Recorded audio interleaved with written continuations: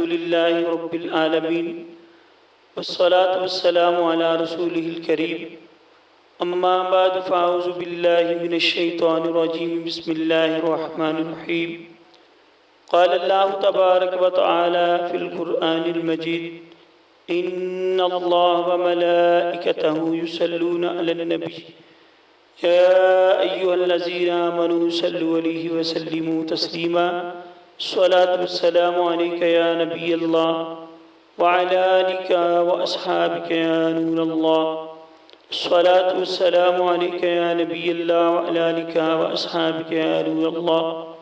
हुज़ूर ताजदार कायनात सल्लल्लाहु अलैहि वसल्लम की ज़ात पर दुरूद व सलाम पढ़ने के बेशुमार फ़ज़ाइल व बरक़ात हैं। उनमें से एक फजीलत ये कि प्यारे आका सल्लल्लाहु अलैहि वसल्लम का फरमाने अली शान है कि जो मेरा उम्मती मुझ पर 3 दफ़ा सुबह को 3 दफ़ा शाम को दुरूद पाक पढ़ेगा अल्लाह ताला उसके गुनाहों की बख्शिश फरमा दे।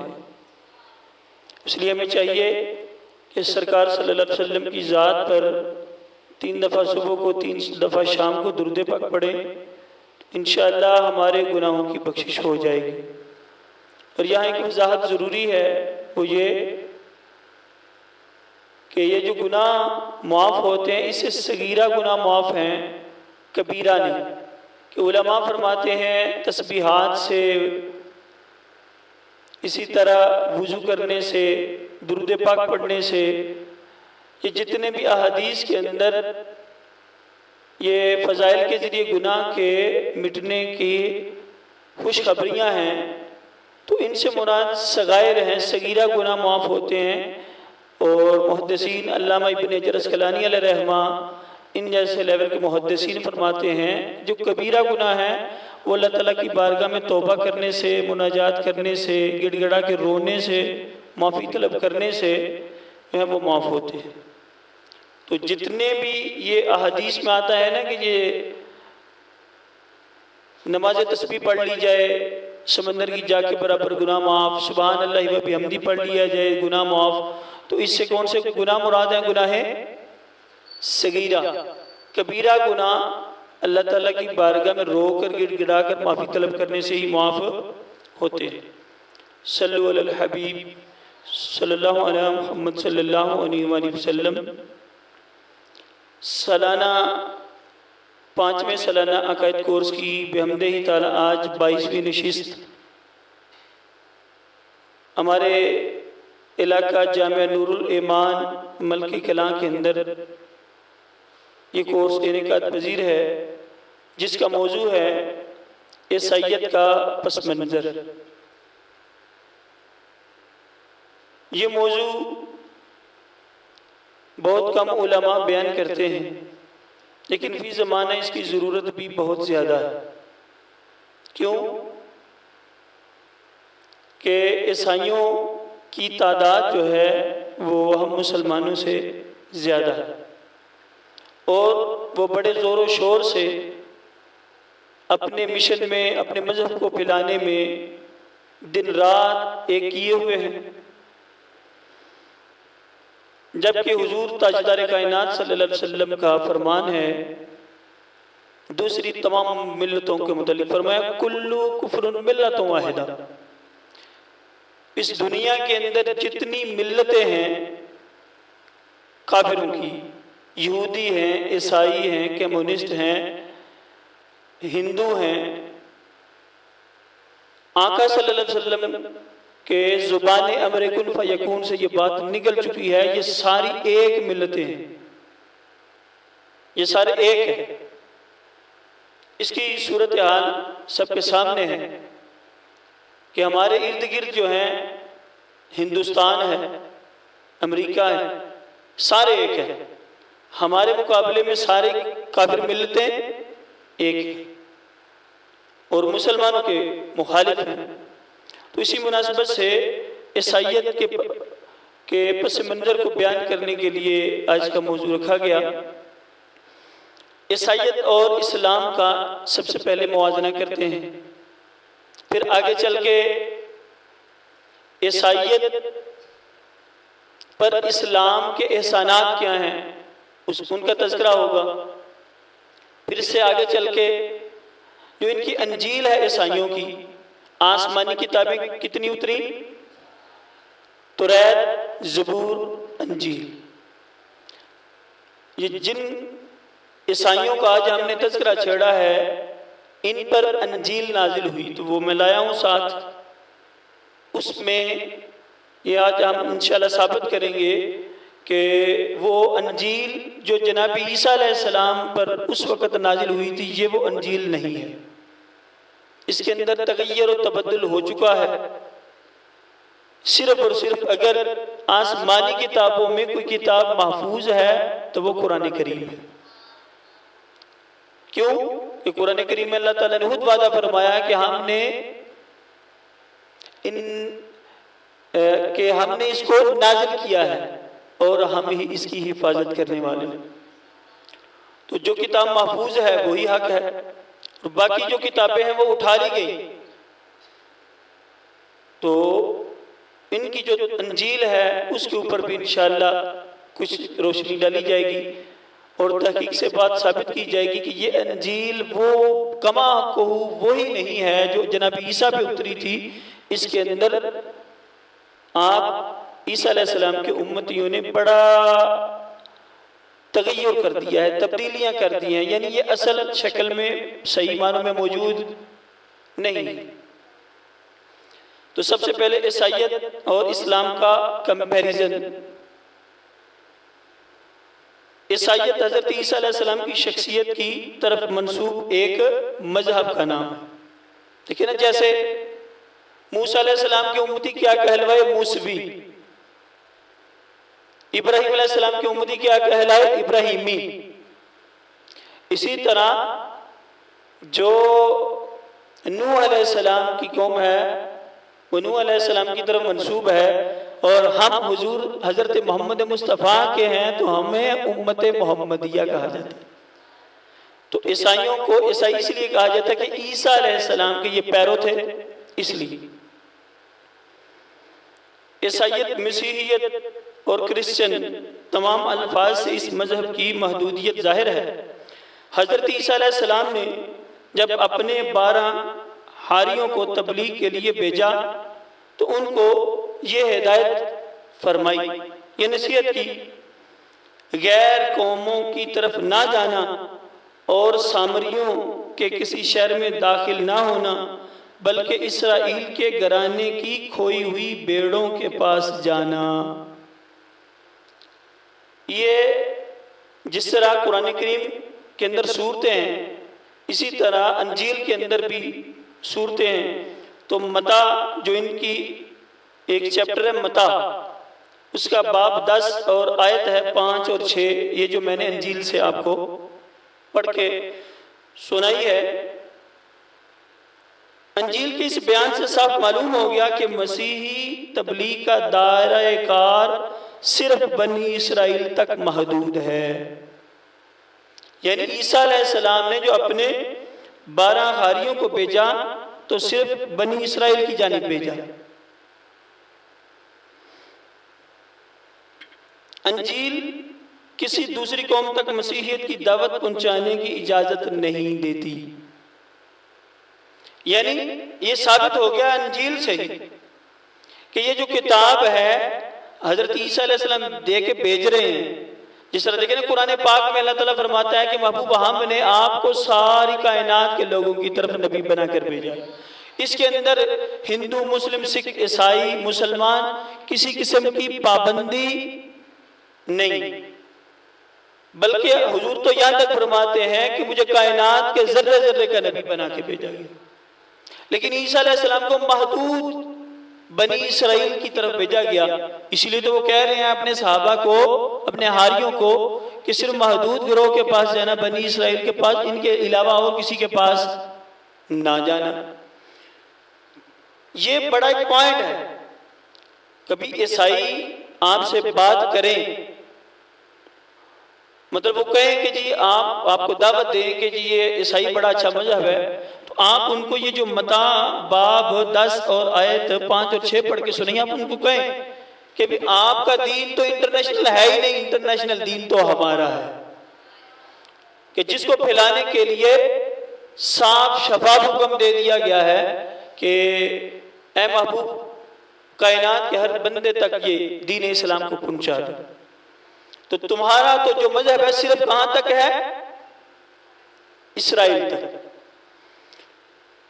तो पता चला जब उनका दायरे कार ही महदूद है तो फिर हमारा दीन इस्लाम ही सरबुलंदी वाला है।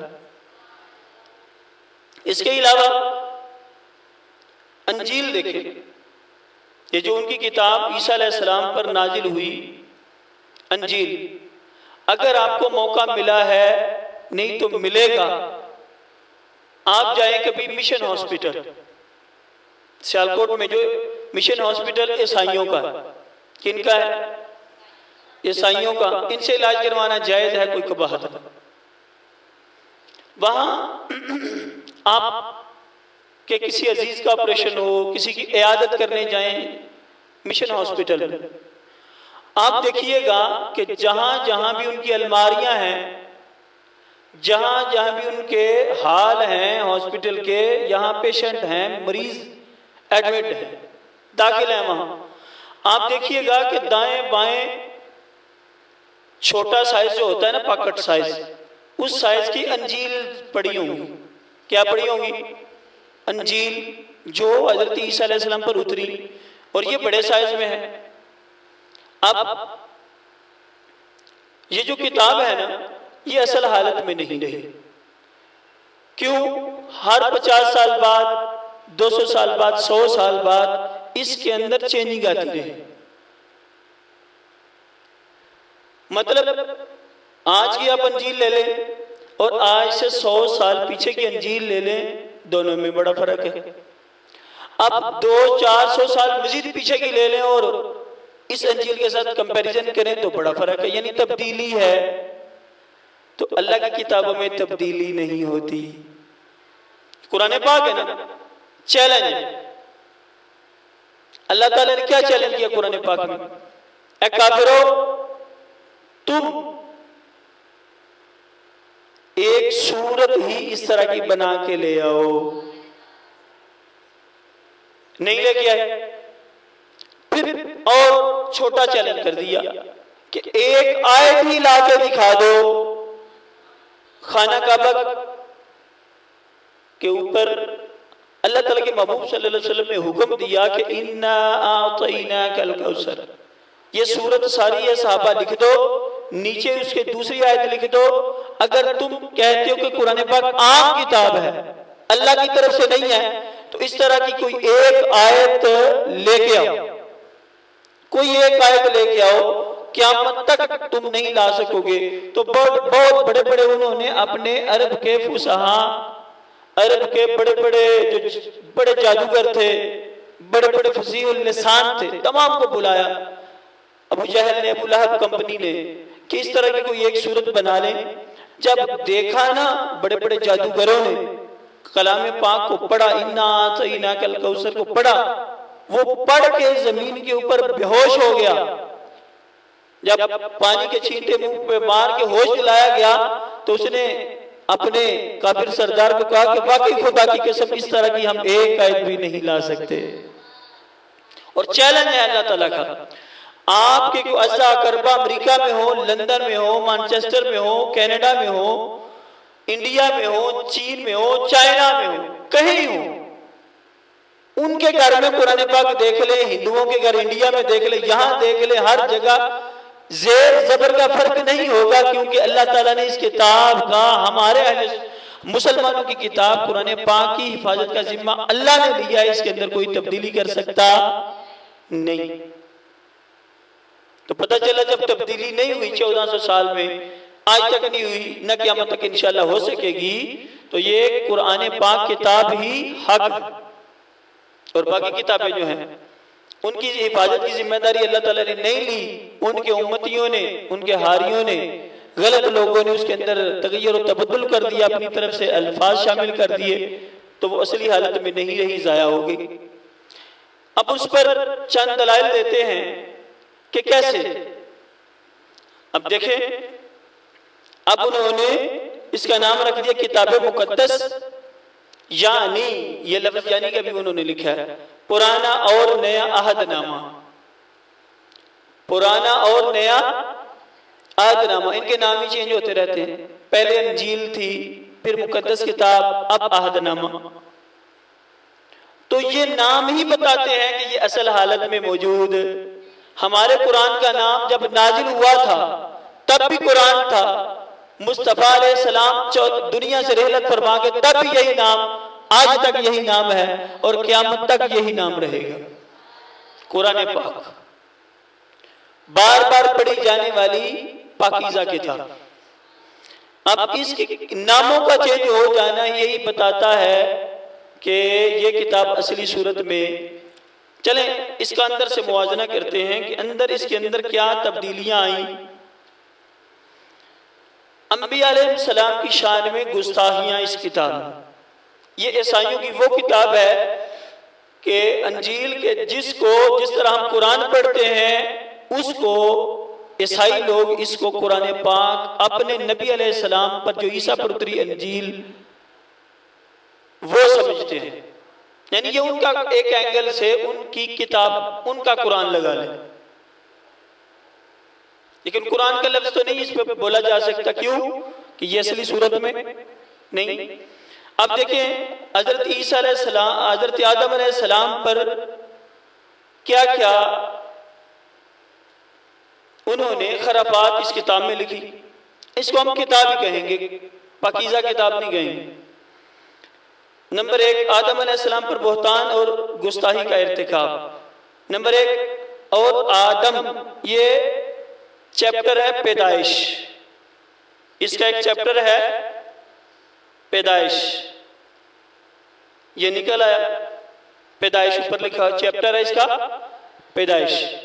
इसके सफ़ा 6 पे ये आयत है अंजील की, और आदम और इनकी बीवी नंगे थे और शर्माते ना थे, यानी बेहया थे।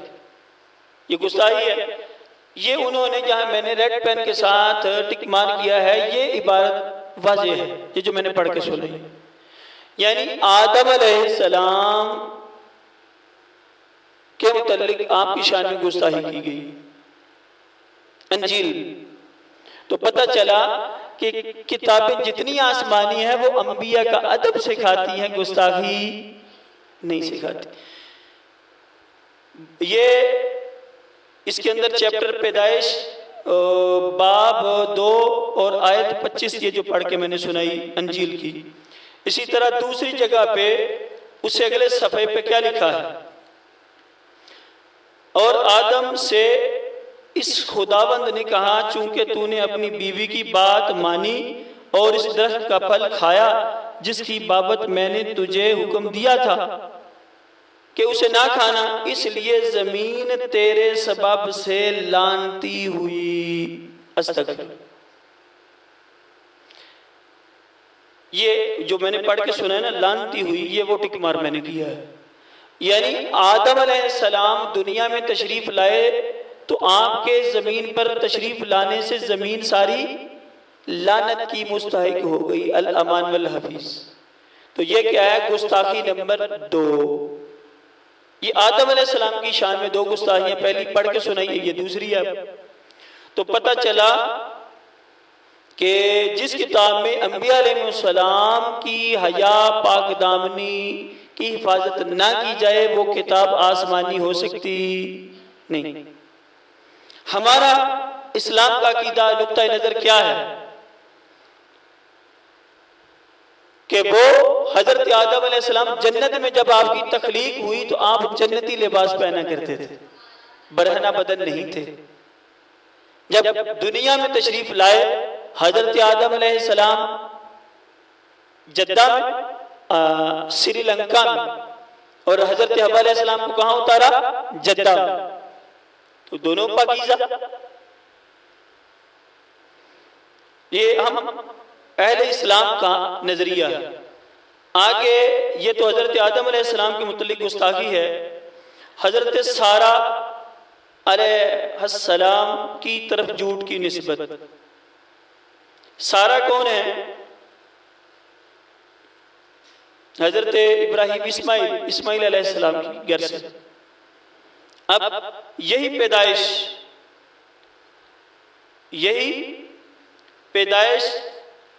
यही चैप्टर है अंजील का। और क्या लिखा है, फिर खुदावंद ने अब्राहम से कहा, सारा क्यों ये कहकर हंसी, क्या मेरे पास जो ऐसी बुढ़िया हो गई हो?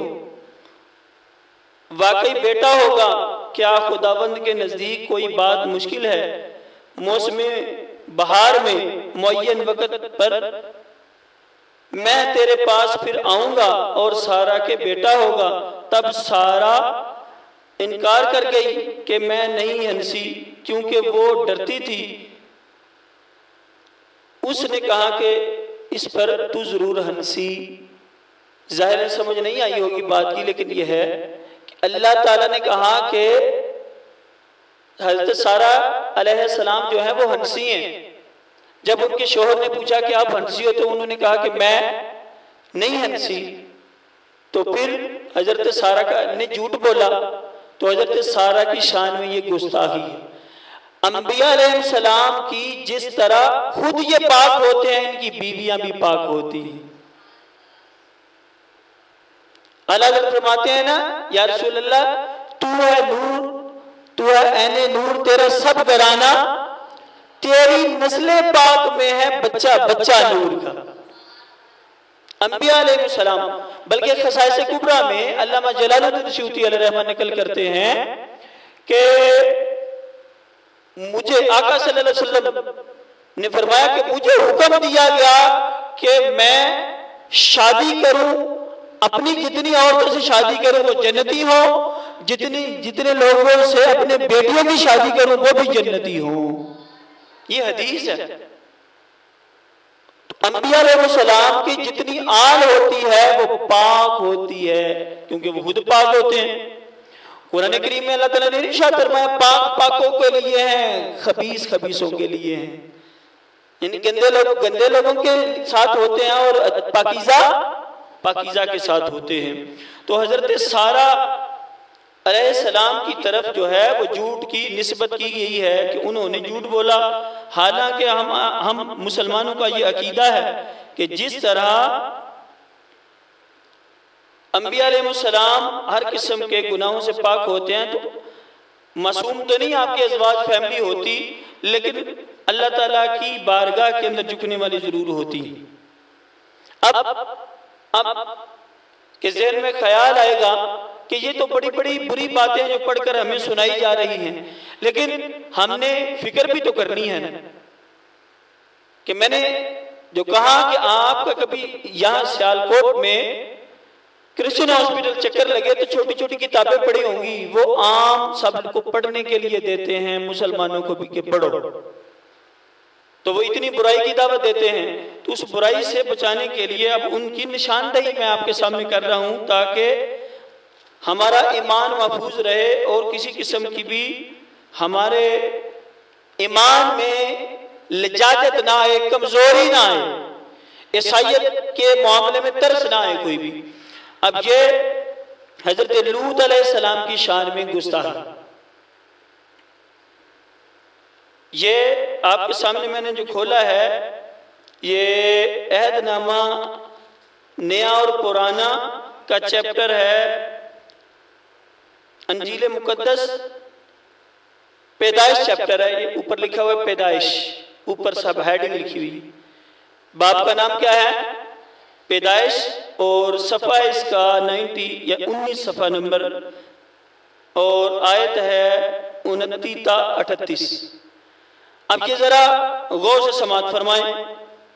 बड़ा लंबा जो है ये लिटरेचर दिया है, लेकिन शार्ट जो गुस्ताखी की है उसकी तरफ रग़बत दिलाना चाहूंगा। हज़रत लूत अलैहिस्सलाम की शान में इस किताब अंजील के अंदर क्या गुस्ताखी है पैदाइश चैप्टर में।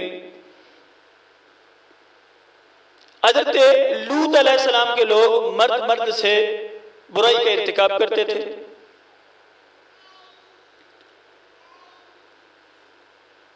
तो हजरत लूत अलैहिस्सलाम की बेटियों के मतलब देखे कितना भयानक और गंदा अकीदा जो है वो दर्ज है। क्या सो लूत अलैहिस्सलाम की दोनों बेटियां अपने बाप से हामिला हुई, ये लिखे। तो पता चला ये गलीज तरीन गंदा तरीन लिटरेचर है, पढ़ने के काबिल नहीं। ये ईसाइयों ने की गुस्ताखी लिखी है। तो पता चला, और ये गुस्ताखियां भी आप बांटते जाएं, लिखते जाएं, और दूसरे नंबर पे ये भी बात ज़हन में रखें कि जिस लिटरेचर में, जिस किताब में इतनी गलाजत अंबिया की शान में, अब ये क्या है?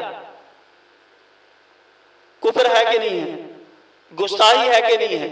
जब गुस्ताखी है तो अंजील को हम नहीं पढ़ेंगे, हाथ भी नहीं लगाएंगे आज शरीयत के लिए, और पढ़ना भी नहीं चाहिए। कि हज़रत फारूक आज़म रज़ी अल्लाह तआला अन्हु ने एक दफा क्या किया कि अंजील के चंद सफ़ात थे आपके पास, तो आप पढ़ रहे थे, अचानक ताजदार कायनात सल्लल्लाहु अलैहि वसल्लम आपके पास तशरीफ लाए।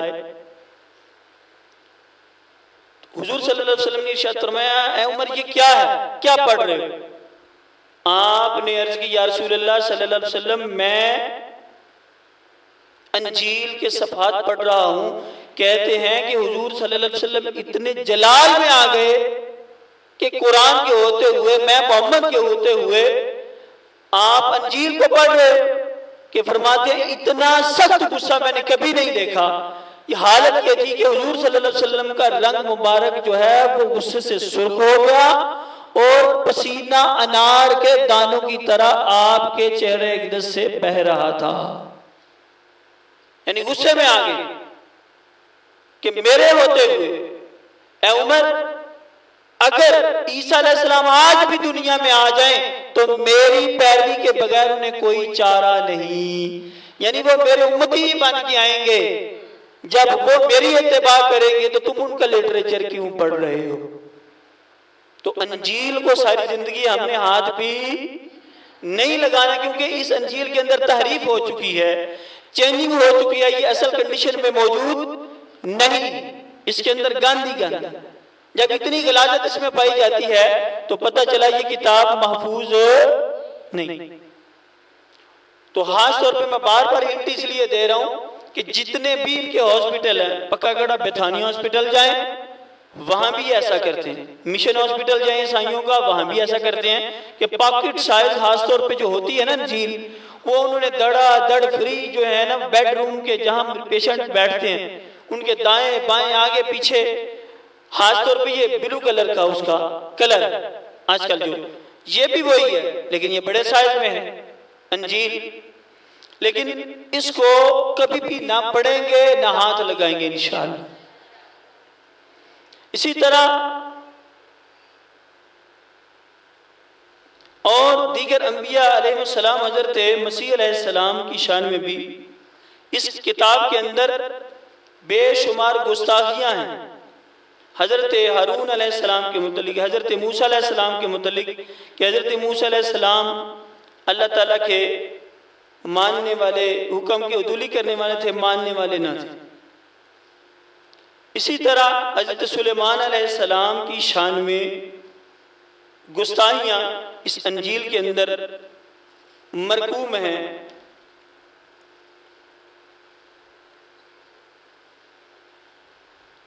और इसी तरह हजरत मसीह अलैहिस्सलाम की शान में गुस्ताखियां हैं। और आगे देखिए मजीद गलीतों बाब है, गलीतों इसी के अंदर है अंजील में। उसके अंदर क्या लिखा है? शरीयत को लानत और मसीह अलैहिस्सलाम को लानती करार दिया है। जो शरीयत की किताब में लिखी है वो लानती है, और ये बात जाहिर है कि शरीयत के वसीला से कोई शख्स खुदा के नजदीक रास्तबाज नहीं ठहरता। तो पता चला कि जो ईसा अलैहिस्सलाम की शरीयत है उसको इन्होंने खुद क्या लिखा है? लानती। चैप्टर है गलीतों बाब 3 और आयत 1 ता 14।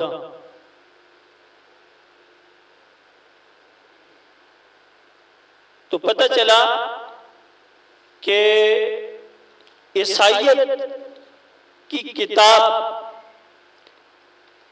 कई गैर मुस्लिम ममालिक से खबरें आती हैं कि हमारा फलां बंदा पैसे की खातिर ईसाई हो गया। अस्तगफुरुल्लाह। उन्होंने शादियां ईसाई औरत से कर ली। तो ये मसला भी याद रखें कि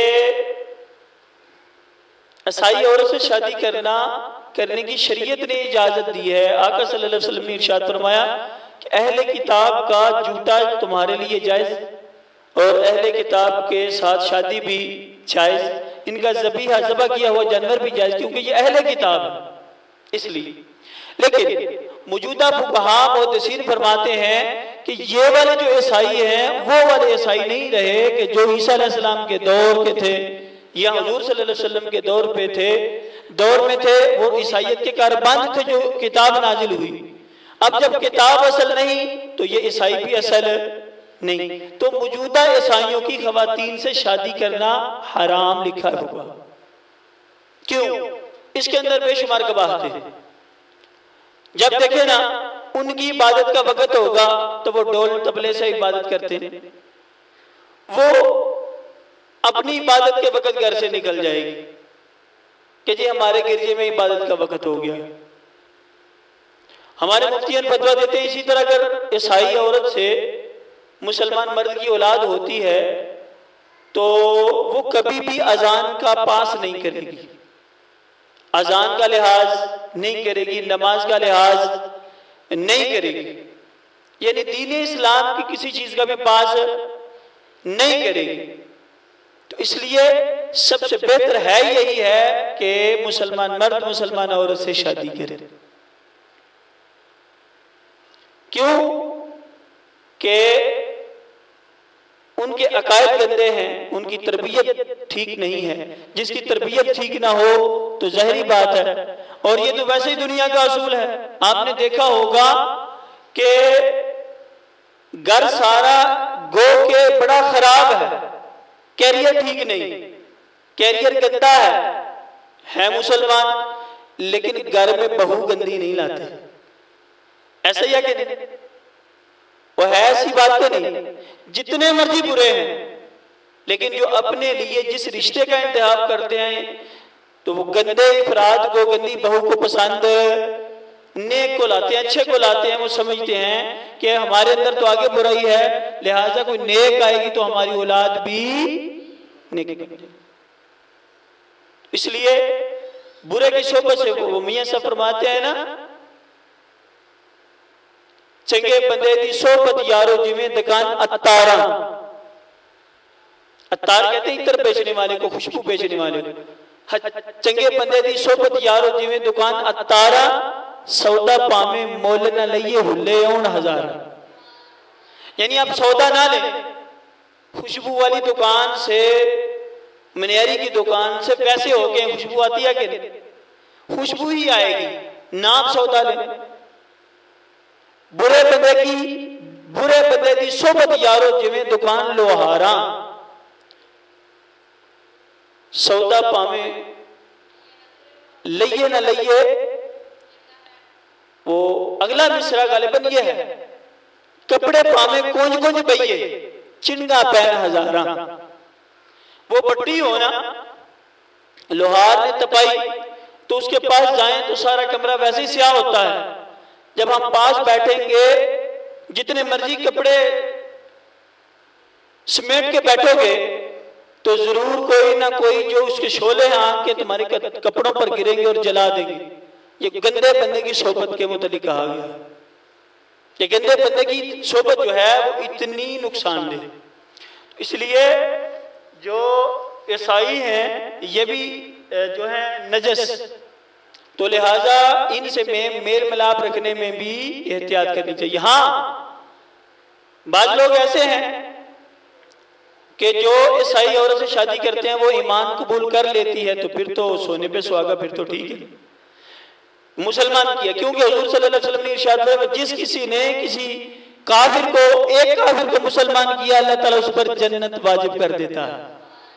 वो ठीक है, लेकिन अगर ईसाइयों के घर में ही रहें, ईसाई के साथ शादी करें, कल्चर सारा उन्हीं का, तो फिर बंदे का माहौल ही सारा गंदा हो जाए। तो लिहाजा जितना हो सके इनसे बचे। अब आखिर में ईसाइयत पर इस्लाम के एहसानात क्या हैं, वो आपके सामने गोशगुजार करने हैं कि इस्लाम ने ईसाइयत को कितनी इज्जत बख्शी।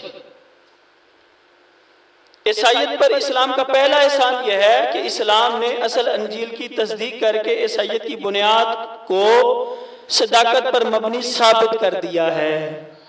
यानी कुरान पाक में अंजील का तज़किरा बार बार आएगा और इसकी तस्दीक हो गई कुरान से कि कोई अंजील थी जो ठीक थी। कुरान ने मोहर साबित कर दिया कि अंजील आई थी, अंजील है और ये ईसा अलैहिस्सलाम पर उतरी थी। ये पहला एहसान। दूसरा एहसान यह है कि अंजील में हुजूर ताजदार कायनात सल्लल्लाहु अलैहि वसल्लम के बारे में की गई पेशन गोइयों को दुरुस्त साबित किया है।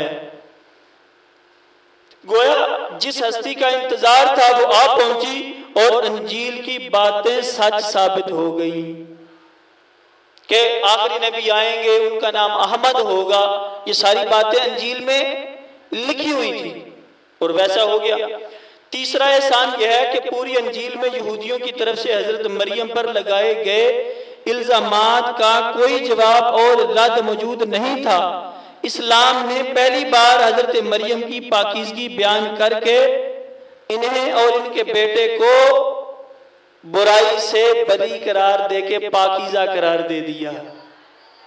पूरी अंजील में जब ईसा अलैहिस्सलाम की विलादत हुई हजरत मरियम के यहाँ, तो लोगों ने बहतान लगाया कि शादी तो हुई नहीं, बेटा कहाँ से।